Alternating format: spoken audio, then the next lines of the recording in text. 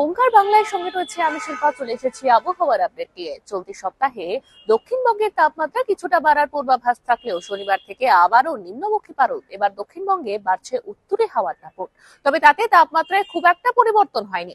হাওয়া অফিস জানাচ্ছে, উত্তর পশ্চিম ভারতে তৈরি পশ্চিমী ঝঞ্ঝাই এবারের শীতের মেন ভিলেন।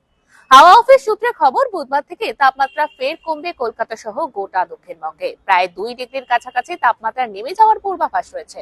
অর্থাৎ বলাই চলে, বড়দিনে হাড় কাঁপানো শীতের আমেজ না থাকলেও ভালোই ঠান্ডা অনুভব করবে বঙ্গবাসী। উত্তরে হাওয়ার পাশাপাশি কুয়াশার দাপটও বজায় থাকবে দক্ষিণবঙ্গে। দৃশ্যমানতাও বেশ খানিকটা নেমে যেতে পারে কিছু কিছু জেলায়। দক্ষিণবঙ্গের মতো উত্তরবঙ্গেও আগামী দুদিনে তাপমাত্রায় বড়সড় কোনো পরিবর্তন নেই, তবে আগামী সপ্তাহে আরো কিছুটা তাপমাত্রা নামার পূর্বাভাস রয়েছে। আপাতত সকালে ও রাতে হালকা থেকে মাঝারি কুয়াশার দাপটও থাকবে উত্তরবঙ্গের জেলায় জেলায় বলে জানা গিয়েছে। এরকমই আরো অন্যান্য খবরের আপডেটের জন্য অবশ্যই চোখ রাখুন ওঙ্কার বাংলা ডিজিটালে।